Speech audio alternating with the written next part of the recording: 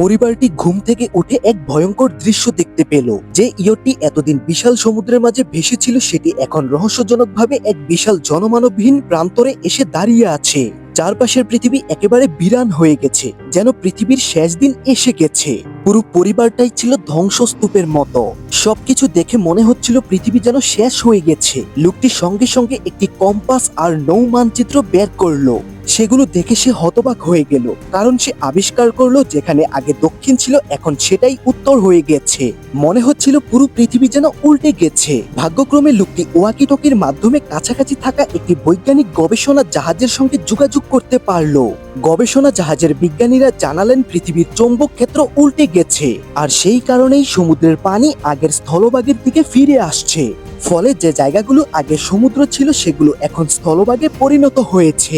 বিজ্ঞানীরা আরো বললেন প্রায় এক সপ্তাহ পরে সমুদ্রের পানি আবার এই জায়গায় ফিরে আসবে। কথাগুলো শুনে স্বামী স্ত্রী দুজনেই আতঙ্কিত হয়ে পড়ল।